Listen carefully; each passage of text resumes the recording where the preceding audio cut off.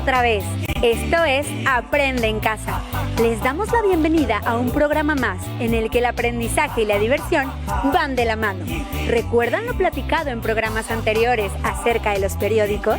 Hoy vamos a retomar el tema para conocer un poco más cómo están organizados.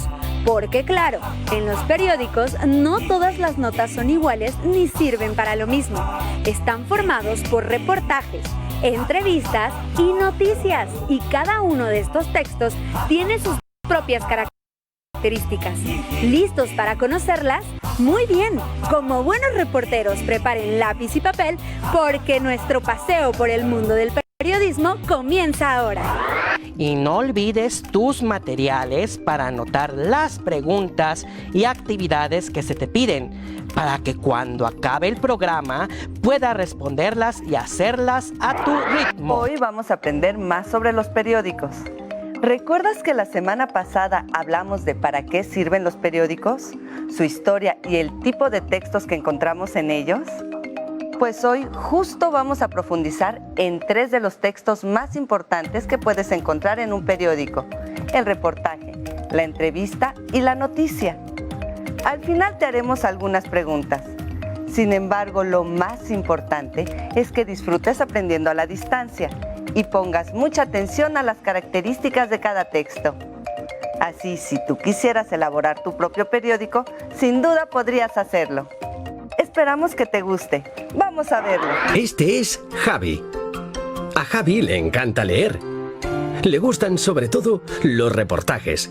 A Javi le gustaría ser reportero para poder conocer de primera mano las últimas investigaciones sobre los misterios del antiguo Egipto, observar muy de cerca el comportamiento de los leones en plena sabana africana, ser testigo de los fenómenos naturales más asombrosos.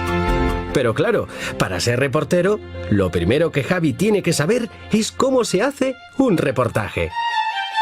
¿Qué es un reportaje? Un reportaje es un trabajo periodístico que consiste en presentar un tema de actualidad de la forma más novedosa y completa posible, tanto en su parte escrita como visual. ¿Quieres saber cómo se ha realizado este interesante reportaje sobre volcanes? Pues ven conmigo, conozco el sitio adecuado para que lo descubras. Es una editorial. Esta se dedica a la preparación de diferentes tipos de publicaciones. El equipo de redacción de la revista se reúne varios meses antes de empezar el número. Lo primero que decide es el contenido del reportaje, teniendo en cuenta el interés del tema para los lectores. ¿Cuándo va a publicarse el reportaje? Si coincide con el aniversario de algún suceso o evento relevante. ¿Recuerdas que hace varios meses un volcán entró en erupción en Islandia y los aviones de toda Europa no pudieron volar durante 5 días debido a las cenizas que expulsó a la atmósfera? Pues este tema que propuso uno de los redactores interesó mucho a todo el equipo, y así se decidió dedicar el siguiente reportaje a los volcanes de Islandia. Pero sin olvidarse de hablar también de los que hay en España, aunque no estén tan activos como los islandeses. Una vez concretado el tema, desde la misma redacción se empieza a recopilar la información necesaria buscando datos en Internet, en publicaciones, diarios, revistas, libros, consultando a expertos, instituciones. También se contacta con algún reportero que se haya desplazado a Islandia para recoger información, hacer entrevistas, fotos, a veces hasta jugándose la vida. Después de investigar y analizar toda la información, los periodistas escriben los textos que resumen y explican solo lo que interesa para el reportaje. Y además, como los redactores no son especialistas en todos los temas, tienen que contrastar con expertos la información recopilada. Pero un reportaje no es solo texto, sino la combinación ideal de textos e imágenes. Así que el equipo de diseño también tuvo que ponerse manos a la obra. Los diseñadores recopilan y seleccionan las mejores fotografías e ilustraciones para el reportaje. Generalmente, las fotografías se suelen buscar y comprar en las agencias fotográficas a través de Internet, que tienen archivos de millones de imágenes de distintos temas. Otras veces se piden directamente a los fotógrafos que han estado en el lugar de los hechos o que nos interesen. Y las ilustraciones se encargan a los dibujantes o ilustradores en función del estilo que necesitemos. Realista, descriptivo, artístico, humorístico. Muchas de ellas son generadas por ordenador, incluso en 3D. Preparados todos los textos e imágenes, ya solo falta darle forma al reportaje.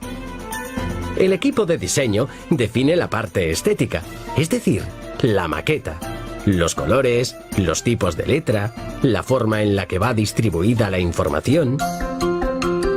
Porque un reportaje se compone de varios elementos esenciales.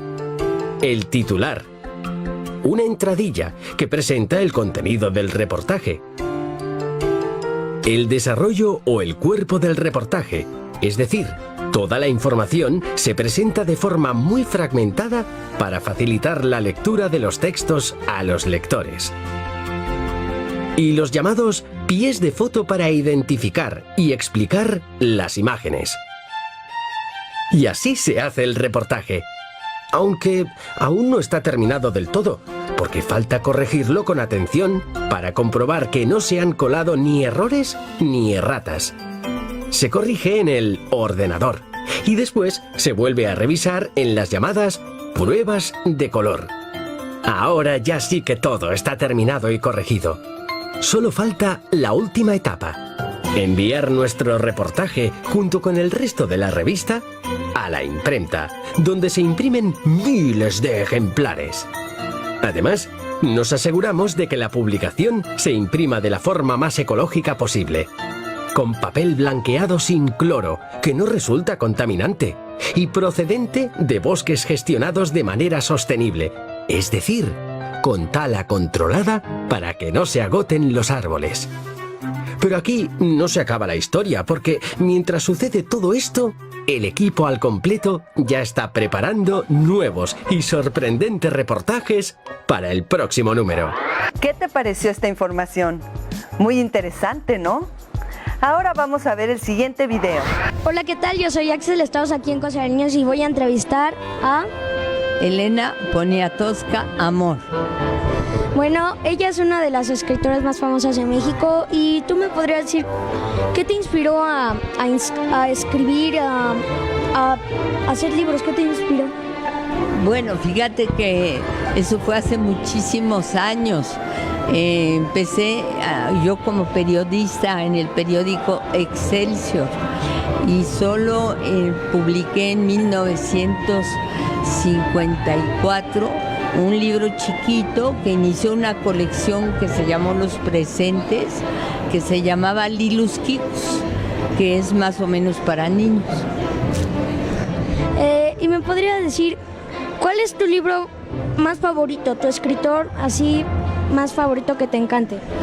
Mi escritor más favorito en México, pues en realidad pues son 3 o 4, mira, son Juan Rulfo, Carlos Fuentes, Octavio Paz, y también me encanta Carlos Monsiváis, y también mujeres como Rosario Castellanos, que era chiapaneca. ¿Y me podrías decir cuál fue tu primer libro que leíste? Bueno, leí en francés porque vivía en Francia y leía unos libros para niños, uno que se llamaba Las desgracias de Sofía, que era una niña que pues le pasaban muchas cosas porque hacía muchas travesuras. ¿Tú hablas francés? Eso tengo entendido. Sí, mi idioma materno, así como tu idioma materno es el español, mi idioma materno, lo primero que yo hablé es francés. ¿Y me podrías decir algo en francés? Je te trouve très beau. Tu es très beau.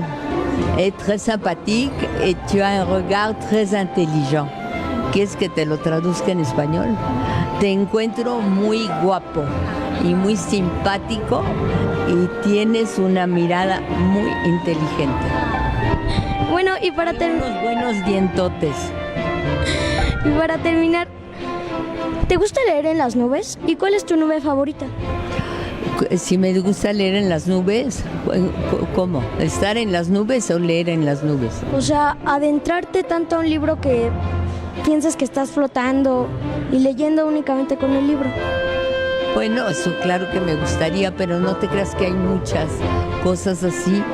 Bueno, y para terminar, ¿podrías despedirte en francés? Au revoir mes chers amis, vous avez des figures très jolies, toutes rondes, au revoir, vous êtes très sympathiques. Ahora se los traduzco. Adiós mis queridos amigos, tienen unas caritas redondas muy simpáticas. Adiós, adiós. Muy interesante, ¿no lo crees? Vamos a ver el siguiente video. El día de hoy hablaremos sobre la noticia, su estructura y características. La noticia es un texto o un testimonio que le permite al público estar al tanto de un episodio novedoso, reciente o fuera de lo común, que se ha desarrollado en una comunidad específica o en un contexto particular, lo que amerita su difusión. La noticia debe ser veraz, contener pruebas confirmadas de su veracidad, objetiva. El periodista no debe verse reflejado en ella mediante la introducción de ninguna opinión o juicio de valor. Clara y concisa. Debe tener un orden lógico de hechos. Breve y concreta. Suprimir datos irrelevantes a fin de no cansar al lector. General.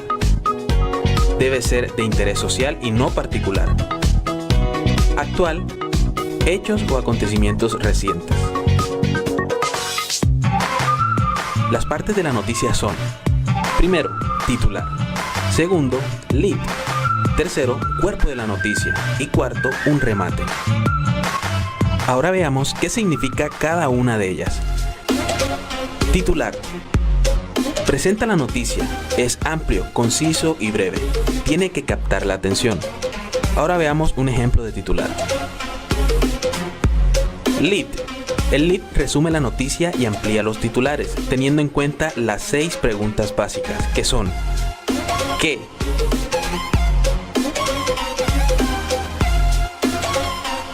¿Quién? ¿Cómo? ¿Cuándo?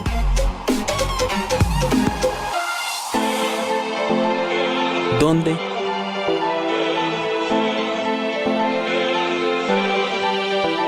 ¿Y por qué?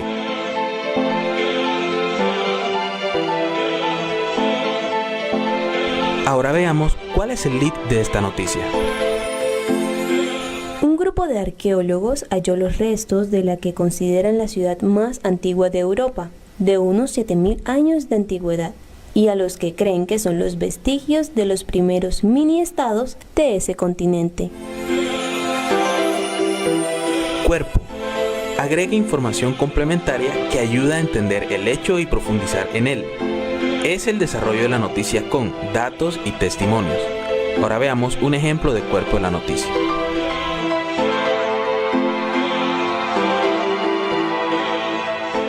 Luego de más de 3 años de investigaciones, expertos alemanes desenterraron partes de más de 150 templos construidos con tierra y madera, cuya fecha data entre los años 4800 y 4600 a.C., los que están esparcidos en una zona que se expande entre Alemania, Austria y Eslovaquia. Y por último, ¿cuál creen ustedes que es el remate? El remate es el último párrafo. Contiene un dato secundario, pero concluyente. A veces es más estilístico y psicológico que informativo. El remate da a entender por sí mismo que la noticia ya acabó. Ahora veamos el remate en esta noticia.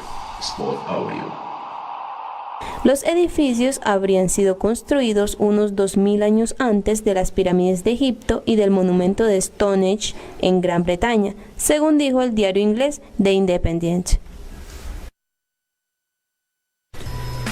Recuerda que la noticia es de práctica y mecánica. Escribir una noticia no es tan complicado si sabemos identificar el qué y ordenamos los datos en orden descendente. ¿Qué te pareció más interesante? los reportajes, las entrevistas o las noticias. Si pudieras entrevistar a alguna persona, ¿quién sería?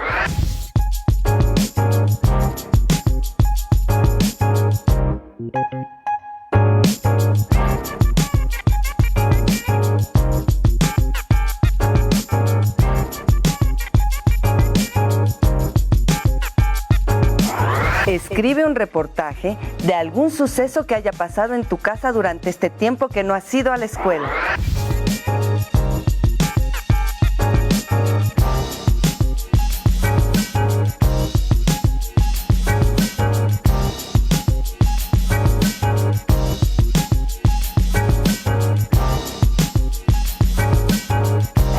No olvides que los reportajes se componen de muchas partes: su titular, entradilla, desarrollo, y que además van acompañados de imágenes con sus respectivos pies de foto.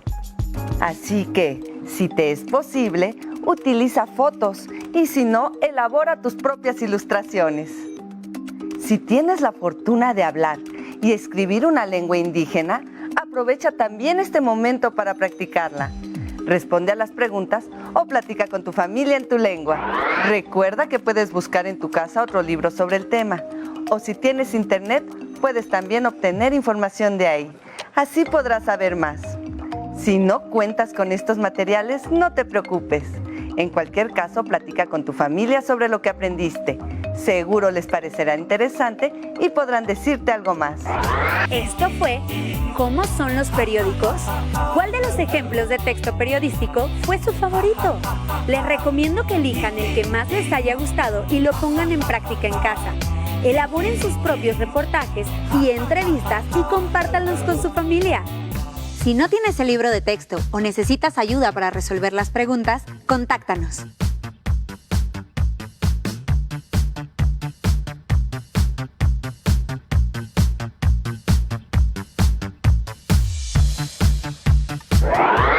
También puedes encontrar los libros de texto en la página conalitec.cep.gov.mx.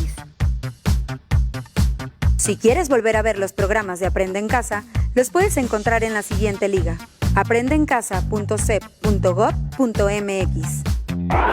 Es hora de despedirnos, pero recuerden que en Aprende en Casa los esperamos para seguir divirtiéndonos. Pásenla bien.